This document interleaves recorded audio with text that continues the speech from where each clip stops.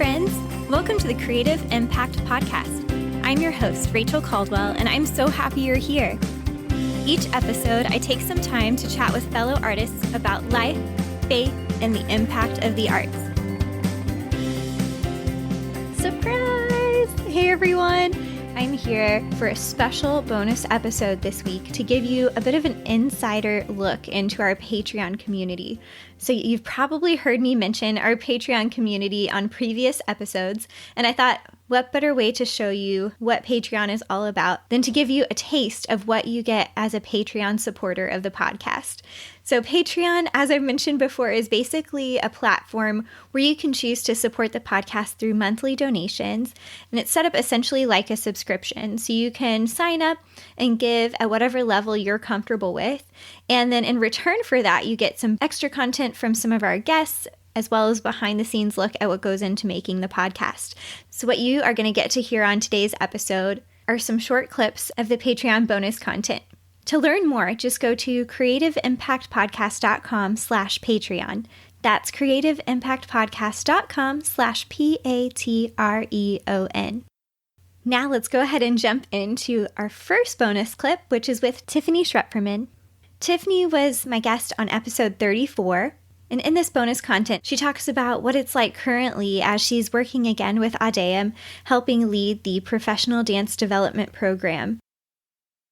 This season of working with the PDDP program, the Lord has brought me to a place of total surrender, of control, even of like reputation and wanting to appear like you have it all together.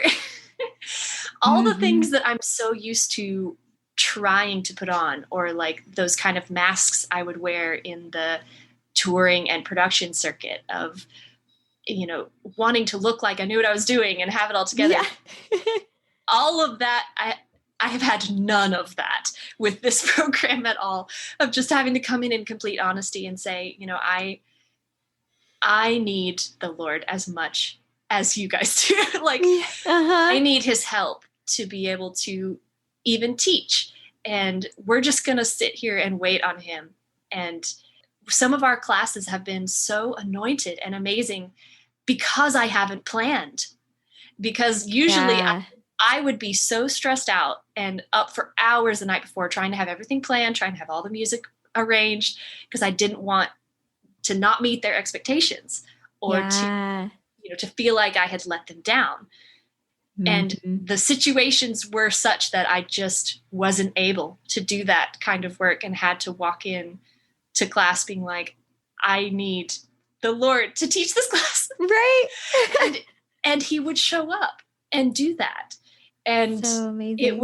It was so freeing also for me, and also just life-changing and brain-changing of like, I never felt like I was worthy of the Lord to show up in that way for me.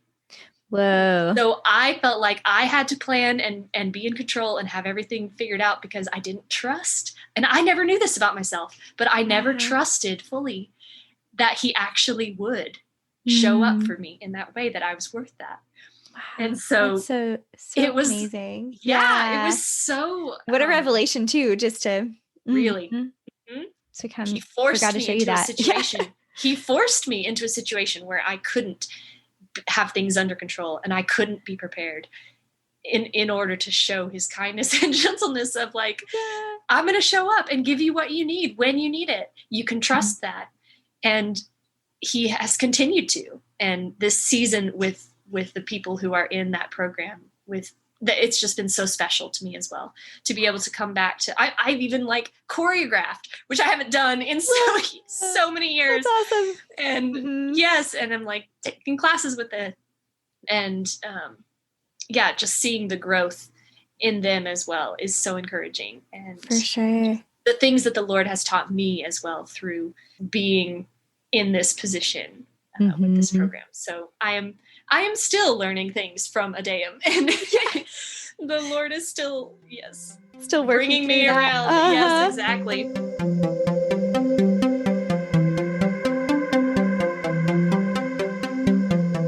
In this this next clip, you'll get to hear part of the extended conversation with Carly Dunbar from episode 31, where she shares more about her heart for the value and the power of the arts.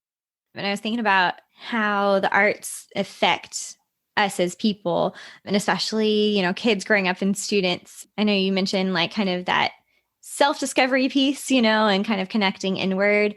And I think definitely brings a lot of like reflection and just new discoveries about ourselves and stuff. And also building confidence, I feel like, especially in dance. Oh, absolutely. Probably all the arts, but especially in dance, I've seen a lot of students that have slowly over the process of a year or 2 years, 3 years, start to like slowly open up. And then you start to notice it, affecting other areas of their lives. So feeling more comfortable or confident public speaking, or in their other classes, or collaborating with friends on a project or whatever. It's super exciting to watch that development, of Absolutely. confidence. And finding a place that they belong. I think there's so many of our students who I see, these are their people. Like we often, refer to ourselves like we're a family. This is our dance family. And that's something we really try to foster. And and the kids really grab onto. And I think for, a lot of them, like this is their space. These are their people. This is like when they look back at, their school age times, like this is the group that they got to be a part of, the family that surrounded them. And that's just a really cool thing to get to provide that type of community for students is really cool.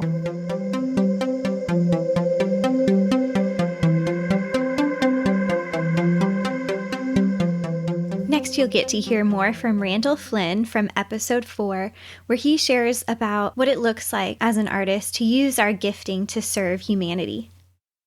I'm rereading the book of Hebrews. Oh, yeah. And that is such a rich book. Paul's understanding of the Mosaic law, Paul's understanding of the priesthood of Christ, the priesthood of the strange name Melchizedek, the old covenant versus the new covenant, the grace of God, the redemption of Christ, the priesthood of believers. I think sometimes some of the language seems so archaic, like we think priesthood. So that sounds either very liturgical or Catholic or something like this. But the Bible actually declares in the book of 1 Peter, chapter 2, verse 9, you are a chosen generation, a royal priesthood. A priest is a minister. You're a servant. Like Jesus took the towel and he washed his disciples' feet. And so for me, I have to look at, well, what is my towel? Lord, what towel have you placed in my hand? And for me, it's my artistry, it's my creativity. And to think that I can wash over the soiled and bruised feet of humanity with that creativity, as I do it in a spirit of humility and servanthood, not wanting to be a celebrity, but really wanting to be a servant. I've been reading lately, I got a children's book from a dear friend about St. Francis of Assisi, and just his passion just to serve, kind of live out the Beatitudes in his life. And I think today in the arts, we've made it a culture of celebrity. So you think you can dance, American Idol, The Voice. These are all fun and good, but how would I say? I think we've kind of entered into what I call a new cultural idolatry in a way. We want to be the one on top. We want to be the shining star. And we want the fame and glory up for ourselves. But what happened to the simplicity and the beauty of serving and helping to transform humanity? Because what you're presenting to them is actually a balm for the betterment of every human being, not just the Christian community, right, but for every human being. And so I call it a redemptive way of living out your faith and a redemptive way of serving with your gifts.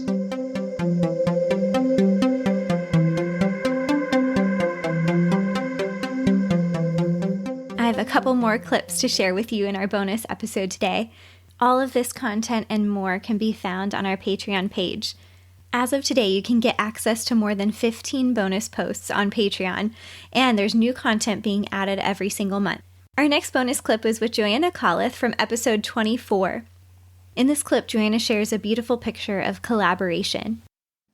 I think what I really learned through that process was, we always hear the word collaboration, and, a lot of times kind of a buzzword, right? Yeah. Right. And sometimes you're like, what exactly does collaboration mean? And is it truly a collaboration? But to be honest, in the process of Un's piece, it was called People Without Seasons.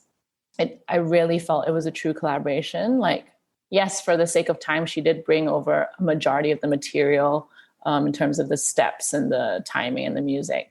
But there were so many other moments in the piece where we had to improvise on stage, and every night was different. So it's just these sections are set and these sections are improvised, and they're pretty long. That is cool. Yeah.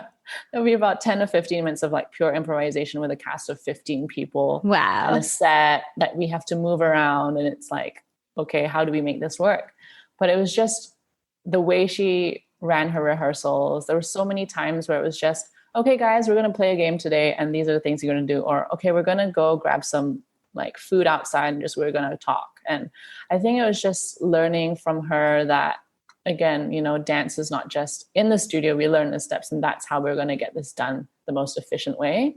But it's just about like getting to know one another over food, over just letting our guard down. And like, I just found it really interesting the way she structured her classes and her rehearsal process. And she was, at the end of every rehearsal process, she would sit us down in a circle and go, okay, I just want to get feedback from everyone. Like, how is this today for you? These are some notes I have for you, but like, give me your notes as well. And it was really interesting to see such a professional woman who has had such a big impact in her field in Japan be so humble and just want to hear our feedback too. And I think that really built the camaraderie amongst us all.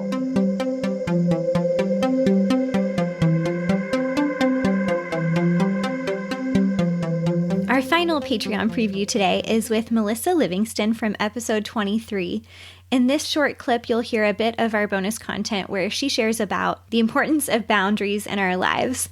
Boundaries were a huge lesson for me to learn, just in my life personally, in my work life, in my relationships, learning those, as well as being an artist, will kind of help you be able to say no to things that you don't want to do. Yeah. And I think if tying in with your identity, if your identity is so firm and secure in who you are in Jesus, having those boundaries will not shake you. Yeah. You will be able to say no to things that you do not want to do and not feel bad about it, but know that you trust God because he's the authority of your life, and and are believing what he's calling you to do.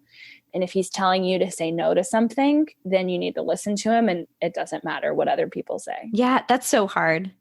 It's so hard, girl. Because it's like you want to please those people, or if you're saying no, there's a possibility that people would be disappointed, or absolutely, I don't know, you might quote miss out on an opportunity, Yeah. But that's such a good reminder that, God is the one that we should be like, in tune with and listening to, and then following what he says. And so if it is a no, that we know that that wasn't his best for us, or that there's something else that no is allowing us to say yes to in a way. Yeah.